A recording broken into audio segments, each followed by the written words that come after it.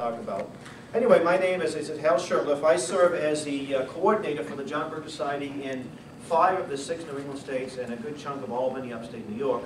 I have served over the years as far as the Dakotas and the Carolinas, and most of all area in between. So I'm pretty good at my geography. That's because I drew a lot of square inches of these territories.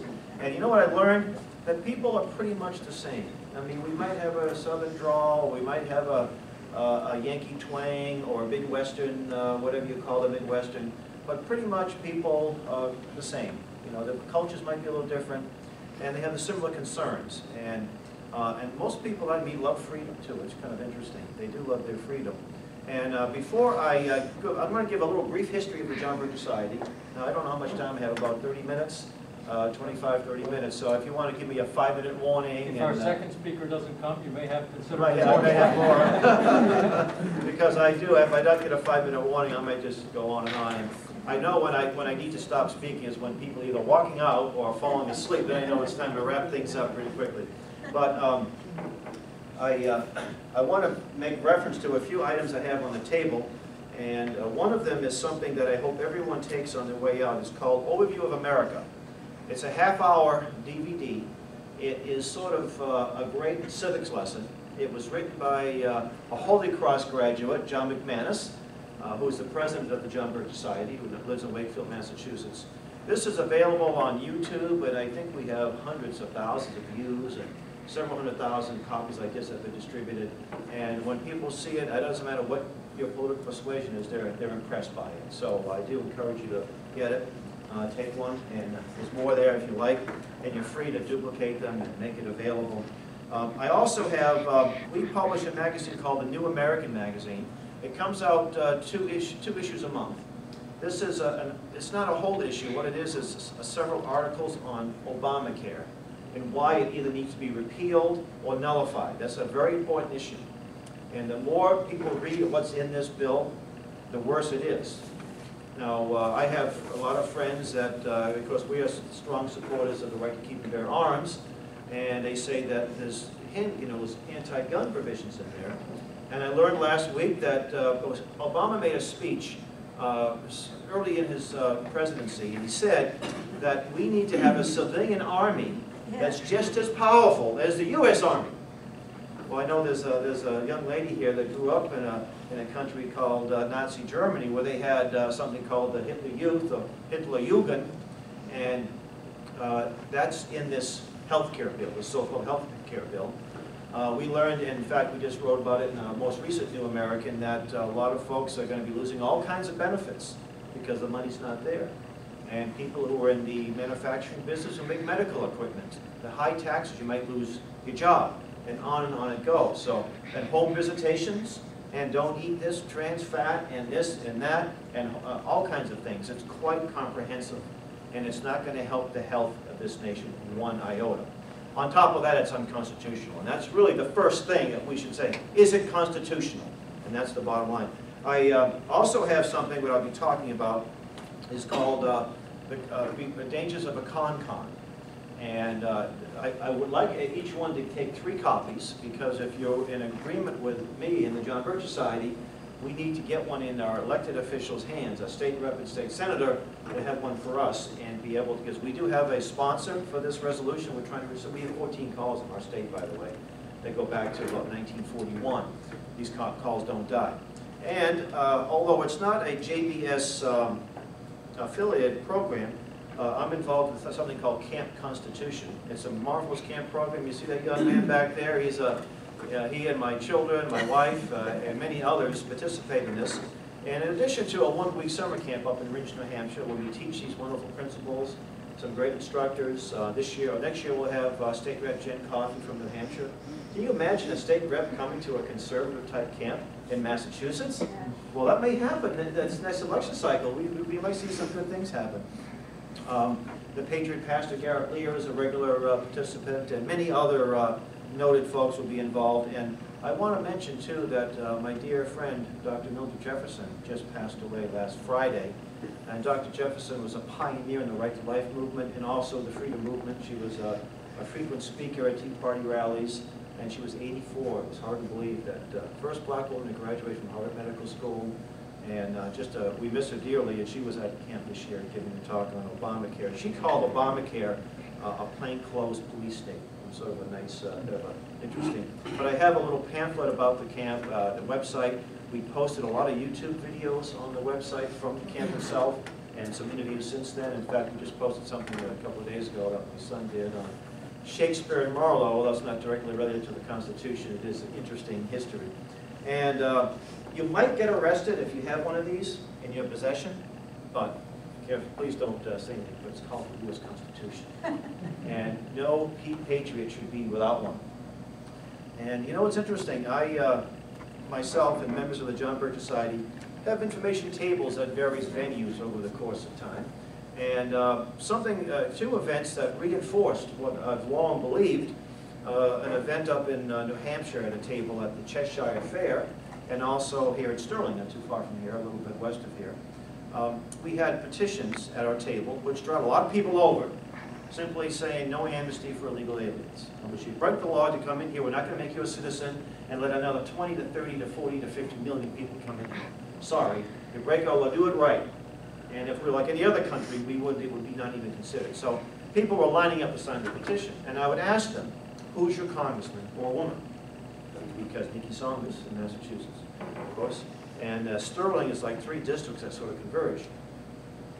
95, my son thought maybe higher, 95% of the people who were against illegal immigration, against Obamacare, didn't know their congressman or woman. And the same thing in New Hampshire. One lady came to the table, where do I sign? I'm from Keene, New Hampshire. I don't know my congressman. So I says, well, it's the 2nd district. His name is Paul Hodes, running for the U.S. Senate. So you're going to be losing him, and hopefully he's not elected to the Senate. Because he supports Obamacare, and he supported illegal immigration and open borders. So I said, what a job he has. Here's a congressman. I said, he works for you.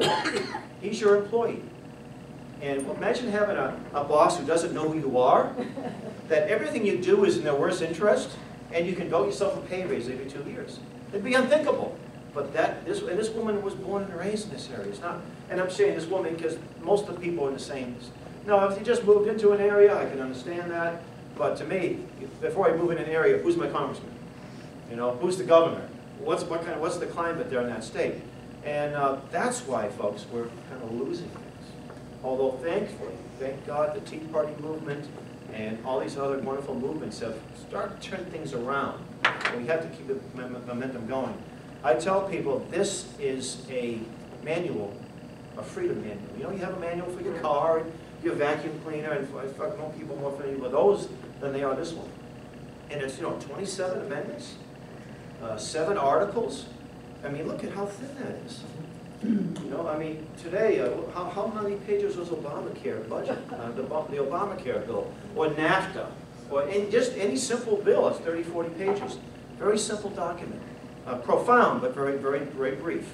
And by the way, you remember that controversy that Christine O'Donnell had? She was running for the U.S. Senate in Delaware, and she's a Tea Party. Of course, there isn't a Tea Party group. It's thank God, by the way, that it is. And there isn't affiliate. I mean, we work together, but could you imagine one Tea Party and then one person sort of taking it over? By the way, you know that the bad guys don't want to see this movement succeed. They're going to come in and try to take it over from within. So they're going to call you names. And what's interesting is that I get Google alerts for the John Birch Society and a few other things. And all the left says, oh, the Tea Party is nothing more than the John Birch Society, the reincarnation of the John Birch Society. Because to me, that's a good thing. But to some far leftists, you know, that's a horrible thing that what we're accused of. Calling fluoridation a commie plot, and all kinds of other odd things, you know. And that we have some deep-pocketed multi-billionaires just giving us gobs of money. Well, I wish that were true, wouldn't it? Wouldn't that? Yeah, we don't have a George Soros, yeah. Wouldn't that be, we do have, I mean, thankfully there are people in the country that aren't afraid to put their money where their mouth is, but we don't have the big foundations. Big foundations, the Rockefeller, the Carnegie, they don't give money to the Tea Party. They give it to La Raza, they give it to the Kinsey, you know, they give it to the far left. The establishment that made their money through the free market system, using the profits to destroy it. So let me give you a little brief history of the John Birch Society, tell you what it is and what it isn't, and then some of the things we're concerned about, and hopefully by then the next speaker will show up. We were founded back in 1958 by a man named Robert Welch. Robert Welch, who was quite a fascinating, I could talk for long just about him. Born in North Carolina in 1899, learned how to read at the age of 2. In fact, one of our late council members had a little speech. It's called "I See a Cat," and he would say that, you know, what's this about? He said when Robert Welch was 2 years old, he was reading the Bible, and what was I reading? I See a Cat. He said, and most people don't learn how to read until they're much older. At the age of 7, he read a 9-volume history of the world, called Rithpass History of the World, and I have a set of these books, and believe me, this isn't light reading. And he went when he was 7 years old. He went on to, he was homeschooled most of his life. He went on to graduate from high school at the age of 12, went on to University of North Carolina and graduated at the age of 16. Then he went on to Harvard, Annapolis first, and then Harvard. So he did all this before he was 20 years of age. And he got out of Annapolis because the war was over, World War I, and there wasn't much of a career in the post-war military. So, I know this fellow. So anyway, he started a candy company, and he's the inventor of the wonderful Welch's Fudge Bar, the Sugar Daddy, the Junior Mints, and a few other, one still on the market, Sugar Babies, yeah. But what really made it was that he had a great love of America, a great love of our history. He set up in Boston, in Cambridge actually, is where the candy company was located. He ran for lieutenant governor in the early 50s, and who knows, he might have spoken to the Sutton Women's Republican Party back then.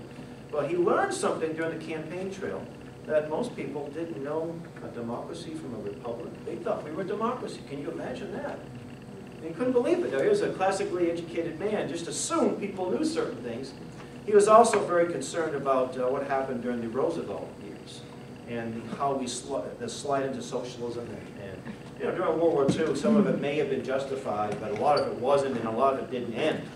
You know, the pay-as-you-go payroll deduction, that happened during World War II. And it was just a temporary measure, right? Yeah, well, we're stuck with that, aren't we? So he realized that people need to be more informed. Something went wrong. They were missing something. So he started, he wrote a couple of books. One of them was about how the United States, elements in our country, betrayed China into the hands of the communists. And it was called May God Forgive Us. And he got a strong endorsement from General MacArthur and a few other well-known people there.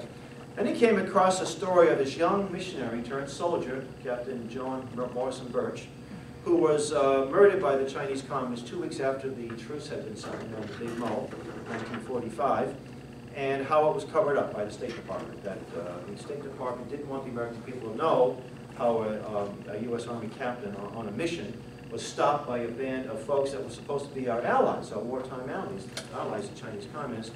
And then not only was he shot, he was beaten beyond recognition, and of course, and murdered. And thankfully, a member of his team survived and was able to tell the story. So he was very moved by this young man who had a great love of this country, but also a great love. He was a great man of God, and he would have to love the Chinese people.